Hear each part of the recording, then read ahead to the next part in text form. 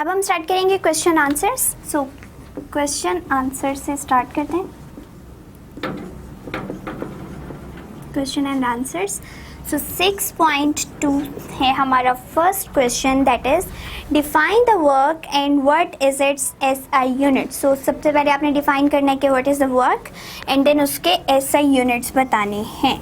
सो जैसे कि हमने स्टडी किया है अपने इस पूरे चैप्टर में कि वर्क डन क्या होता है, कि वर्क डन जब हम फोर्स लगाते हैं बॉडी को और बॉडी कवर करे distance in the direction of force, then क्या होता है कि वर्क डन होता है। ठीक है, सो हम क्या कहते हैं, when a force applied on a body is applied on a body and body covers distance in direction of force, then work is done। ठीक है, सो वर्क डन की डेफिनेशन ही क्या है कि जब हमने फोर्स अप्लाई की तो बॉडी ने कवर किया डिस्टेंस, ठीक है, सम डिस्टेंस कवर किया in the direction of force, so work done कहते हैं इस चीज़ को। So W is equals to FS is the formula of work done. ठीक है, यहाँ पे आप लिख सकते हैं, सबसे पहले हेडिंग लगा लें कि डेफिनेशन, ठीक है, definition, then you can say it's a formula where W is equals to work done, F is the force and S is the distance covered by the body in the direction of applied force। Now we have to tell about the SI units, मतलब हमें work done के units भी बताने हैं। तो जब आप formula लिख लेंगे आपके लिए बहुत ईजी हो जाएगा कि आप बता सकें कि इसके यूनिट्स क्या है। तो अब हम देखते हैं कि इसके यूनिट्स किस तरह आ सकते हैं। फोर्स किसके इक्वल होती है, न्यूटन के, एंड डिस्टेंस किसके इक्वल होते हैं, मीटर की। So newton metre is the SI unit of work done, जिसको हम लोग क्या कहते हैं, जाउल भी कहते हैं। ठीक है, तो जाउल क्या होता है, बेसिकली न्यूटन मीटर के इक्वल होता है। इट मीन्स के 1 joule of work done when 1 Newton force act on a body and body cover a distance of 1 meter। So जब आप फॉर्मूला लिख लेते हैं तो आपके लिए एक तो यूनिट्स बताना बहुत आसान हो जाता है, एंड सम टाइम आपको जब यूनिट्स की डेफिनेशन पूछ ली जाती है कि व्हाट इज़ द जाउल, सो आपके लिए वो भी बताना बहुत इजी हो जाता है कि जाउल किसके इक्वल है, न्यूटन मीटर के। इट मीन्स के 1 जाउल वर्क डन कब होगा, जब 1 न्यूटन की फोर्स लगी और बॉडी ने 1 मीटर डिस्टेंस कवर कर लिया। सो जो है आप इसको ज़रूर लिखा करें, अगर किसी भी चीज़ का फॉर्मूला वगैरह हो तो उसको मेंशन किया करें। ठीक है, सो ये हमारे तो 6.2 एंड देन 6.3 है हमारा कि when does a force do work. ठीक है, 6.3 है कि कब जो है फोर्स वर्क डन करती है। वर्क कब जो फोर्स है वो कब वर्क डन करती है, जब हमारे पास बॉडी डिस्प्लेस करे अपनी जगह से, यानी बॉडी अगर अपनी पोजीशन चेंज कर रही है बाय अप्लाइंग द फोर्स, तभी हमारे पास वर्क डन हो रहा है। और यही हमसे पूछा गया है कि when does a force do work, के फोर्स जो है वो कब काम करती है, इस चीज़ को एक्सप्लेन करना है। तो when a force act on a body and body cover some distance in direction of force, उसी तरह से वर्क डन की ही डेफिनेशन तकरीबन इसमें भी आएगी, क्योंकि वर्क तभी होता है और फोर्स लगाने से ही होता है। और क्यों होता है, जब बॉडी डिस्टेंस कवर करती है in the direction of force. ठीक है, then the force must do some work. तो यहाँ हमारे पास क्या था कि फोर्स ने काम तभी करना है, कोई भी वर्क डन तब परफॉर्म करेगी जब बॉडी कवर करेगी some distance in the direction of force. So that was our 6.3 and we are going to move toward the next one, that is the 6.4। ठीक है, सो 6.4 में हमसे क्या पूछा गया है कि why do we need energy, हमें एनर्जी क्यों चाहिए होती है। सो ये हमने बहुत डीपली भी डिस्कस किया, अभी भी हम डिस्कस करेंगे कि हमें एनर्जी क्यों चाहिए होती है। किसी भी काम को इनिशिएट करने के लिए एनर्जी चाहिए होती है। ठीक है, तो सबसे पहले आप एनर्जी की ही डेफिनेशन से स्टार्ट करें कि व्हाट इज एनर्जी, कि it is the ability to do work. ठीक है, टू डू वर्क। सो अगर काम करने की ही सलाहियत को, एबिलिटी को एनर्जी कहते हैं, तो इट मीन्स अगर एनर्जी नहीं होगी तो कभी भी काम परफॉर्म ही नहीं हो सकता, ठीक है। और काम परफॉर्म नहीं होगा तो कुछ भी जो है वर्किंग प्रोसेस होगा ही नहीं, क्योंकि जब तक हमें एनर्जी नहीं होगी हम कोई काम परफॉर्म नहीं कर सकते। एंड काम परफॉर्म नहीं हुआ तो हमारे तमाम जो काम है वो स्टॉप हो जाएंगे। इसीलिए कि एनर्जी जो है वो एबिलिटी है टू डू द वर्क, इसीलिए एनर्जी मस्ट रिक्वायर होती है टू इनिशिएट और to start any work done. So it was the answer of 6.4 कि एनर्जी ही जो है वो एबिलिटी ऑफ वर्क होती है, ability to do the work. And energy इसीलिए चाहिए होती है क्योंकि हम किसी भी काम को स्टार्ट करना चाहें तो एनर्जी रिक्वायर होती है। Next is 6.5, define energy, give two types of mechanical energy. So energy को डिफाइन करना है एंड देन मैकेनिकल एनर्जी की हमें टू टाइप्स बतानी है। इट मीन्स कि एनर्जी की अगेन डेफिनेशन लिखनी है। Energy, it is the ability to do work, it is the ability to do work, ठीक है। सो इस जो एबिलिटी है, काम करने की सलाहियत का नाम ही एनर्जी है। And to start any work we need energy, ठीक है। हमें क्या चाहिए होती है? एनर्जी चाहिए होती है। ये तो हमारा एक पोर्शन हो गया। सेकेंडली हमसे पूछा गया है कि give two types of mechanical energy. So हमारी मैकेनिकल एनर्जीज की जो टू टाइप हैं, मैकेनिकल एनर्जी, वो भी हमारे चैप्टर में एक्सप्लेन की गई थी कि मैकेनिकल एनर्जी होती क्या है। कि मैकेनिकल एनर्जी तब बॉडी में आती है जब बॉडी या तो किसी हाइट पे हो, ठीक है, उसकी पोजीशन की वजह से या उसकी मोशन की वजह से। सो मैकेनिकल एनर्जी किसकी वजह से? Motion and position. सो यही से पता चल जाता है कि मैकेनिकल एनर्जी की डेफिनेशन ही ये थी कि it is the energy stored when a body moves, ठीक है, या due to the position of the body. It means motion किस टाइम, जब मोशन हो रही होती है तब कौन सी एनर्जी होती है? Kinetic energy. सो सबसे पहली टाइप कौन सी होगी? काइनेटिक एनर्जी, ठीक है, due to motion.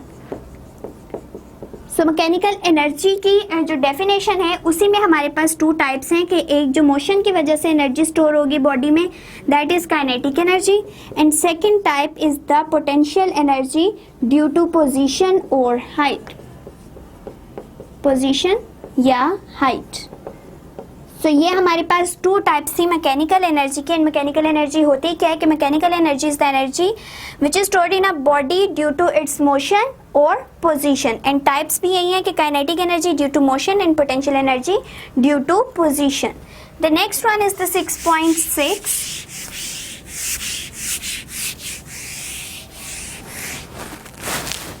And 6.6 is define kinetic energy, ठीक है। सबसे पहले तो काइनेटिक एनर्जी को डिफाइन करना है and then derive its relation. So kinetic energy क्या होती है? Energy due to motion of a body, due to motion, ठीक है, of body is called the kinetic energy.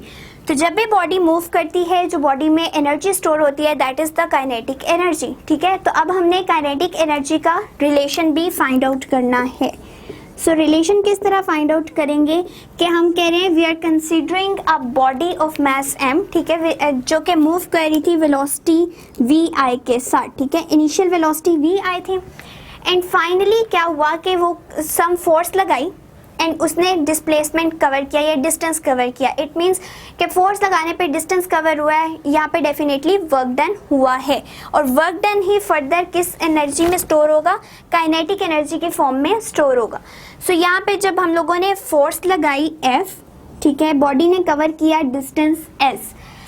After some time हम लोगों ने उस बॉडी पे अपोजिंग फोर्स लगा दी और उसको स्टॉप कर दिया। Vf होगी हमारे पास 0, ठीक है। सो यहाँ पे इनिशियल वेलोसिटी हो गई v के इक्वल, फोर्स हमने लगाई, बॉडी ने डिस्टेंस कवर किया एंड अब जो Vf है वो 0 हो गया, फाइनल वेलोसिटी 0 हो गई। अब जैसे ही हमारे पास फाइनल वेलोसिटी 0 होगी, इट मीन्स एक्सेलरेशन जो है वो नेगेटिव हो जाएगा, ठीक है, डी एक्सेलरेशन हो जाएगी, क्योंकि हम अपोजिंग फोर्स लगा के Vf कम कर रहे हैं अकॉर्डिंग टू Vi, ठीक है। Vi से हम लोगों ने Vf कम कर दिया, 0 पे ले गए, इसका मतलब है हमारा एक्सेलरेशन जो है that will be in negative, ठीक है, नेगेटिव a आ जाएगा।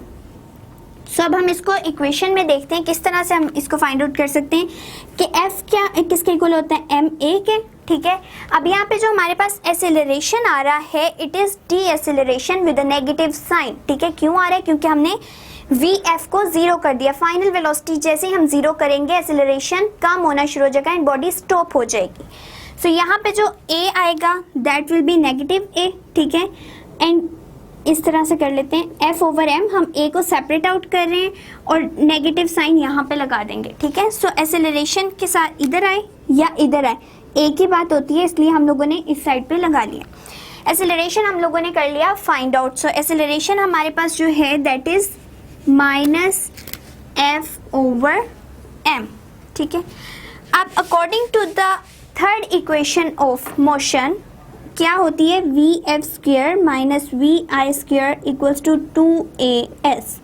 सो वी एफ स्क्वेयर हमारे पास क्या है, क्योंकि हमने बॉडी को स्टॉप कर दिया, फाइनल वेलोसिटी जीरो कर दी। वी आई कितनी थी, दैट इज वी का square 2 as it is, and acceleration हमारे पास आ जाएगा minus F over M and distance as it is आएगा। अब इसको अगेन हम रीअरेंज करेंगे एंड देखेंगे कि ये क्या हमें रिलेशन प्रोवाइड कर रहा है। सो इस तरह से हमारे पास जो आएगा यहाँ पे जस्ट वी स्क्वायर बचेगा। ठीक है, माइनस वी स्क्वायर, एंड यहाँ पे हमारे पास किस तरह से बन जाएगा माइनस 2fs ओवर m। ठीक है, अब दोनों साइडों पे माइनस साइन आ रहा है, इट मीन्स ये कैंसिल आउट हो जाएंगे। ठीक है, जब दोनों साइडों पे आ रहा हो तो वो कैंसिल हो जाते हैं, एक जैसा साइन। ठीक है, वी स्क्वायर बच जाएगा एंड m को हम लोग रीअरेंज कर लेते हैं इस फॉर्म को, m को इस साइड पे लें। ठीक है, तो ये एम वी स्क्वायर बन जाएगा, यहाँ पे क्या बनेगा 2fs। अब fs क्या होता है, it is basically the work done. ठीक है, वर्क डन के इक्वल होता है, लेकिन हमारे केस में यहाँ पे work done due to motion हो रहा है, तो वर्क डन जो है वो स्टोर हो जाएगा in the form of kinetic energy. It means यहाँ पे fs will be kinetic energy. और हमें क्या फाइंड आउट करनी थी, रिलेशन ही काइनेटिक एनर्जी का फाइंड आउट करना था, और ये 2 हमें यहाँ पे नहीं चाहिए, इट मीन्स ये दूसरी साइड पे चला जाएगा। So kinetic energy will be half of m v square. So ये है काइनेटिक एनर्जी का रिलेशनशिप जो हम लोगों ने फाइंड आउट किया कि बॉडी पे जब हमने इनिशियली उसको वी आई से इनिशिएट किया, ठीक है, विद अ वेलोसिटी v से, फाइनली हम लोगों ने उसको स्टॉप कर दिया, उस पर फोर्स भी लग रही थी, उसने डिस्टेंस भी कवर किया, इट मीन्स उसमें काइनेटिक एनर्जी स्टोर हो चुकी है। अब जो हमने वी एफ स्क्वायर अप्लाई किया, जैसे ही हम लोग गाड़ी को स्टॉप करना चाह रहे हैं, इट मीन्स डी एसेलरेशन हो रही है, एसेलरेशन भी कम होता जा रहा है, बॉडी अल्टीमेटली स्टॉप हो जाएगी। सो उसकी वजह से हमारे पास एसेलरेशन जो है वो नेगेटिव साइन के साथ आ गया, उसकी वैल्यू भी हमने फाइंड आउट कर ली। एंड जब हमने ऑल वैल्यूज को पुट किया इन न्यूटन थर्ड लॉ में, ठीक है, थर्ड इक्वेशन ऑफ मोशन में, तो हमारे पास इस तरह से फॉर्म आई और दोनों साइडों पे नेगेटिव साइन आ रहा था, उसको कैंसिल आउट कर दिया एंड हमने रीअरेंज करके काइनेटिक एनर्जी का फॉर्मूला फाइंड आउट कर लिया, that is half mv square. The next one is the 6.7 and 6.7 is define potential energy. So अब हमें potential energy का बताना है कि what is the potential energy.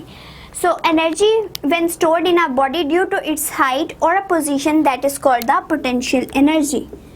Due to position or height.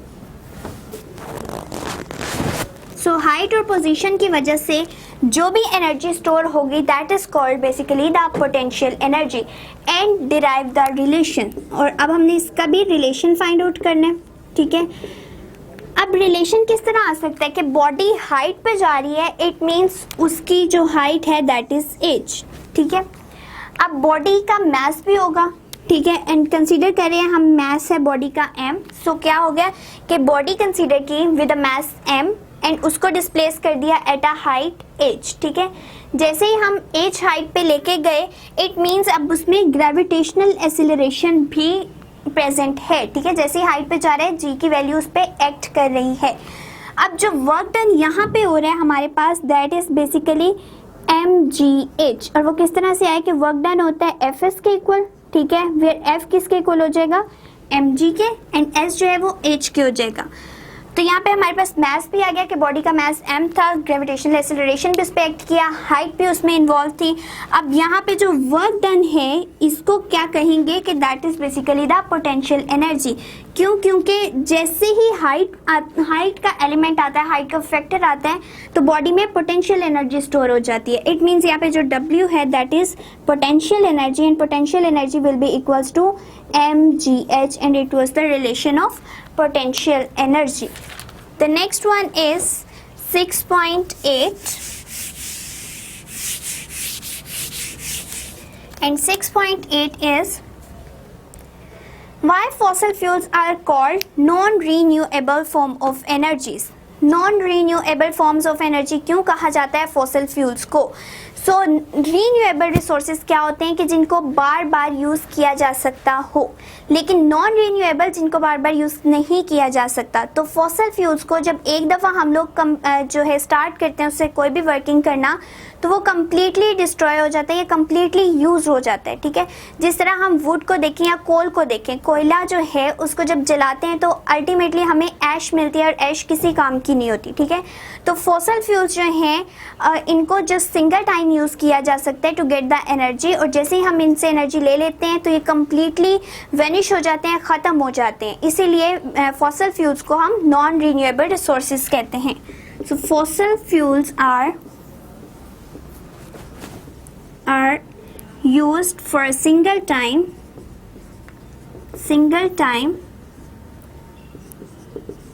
because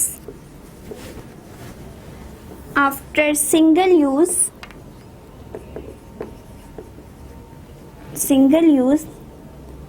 they become completely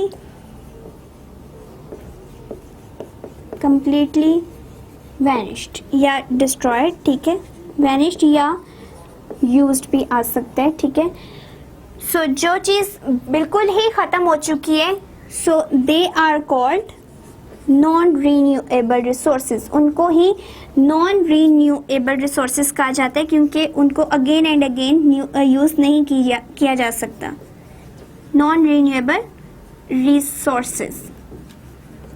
so fossil fuels जो हैं वो single time ही use होते हैं, एंड जैसे ही हम उनको वर्किंग कंडीशन में लाते हैं, वो सम एनर्जी देने के बाद वो कम्प्लीटली यूज़ हो चुके होते हैं, वो ख़त्म हो चुके होते हैं, इसलिए या कंज्यूम हो चुके होते हैं. ठीक है, यहाँ कंज्यूम भी आ सकते हैं. सो जब कंज्यूम ही हो गए तो उनको अगेन एंड अगेन यूज़ ही नहीं किया जा सकता. So they are called non renewable resources.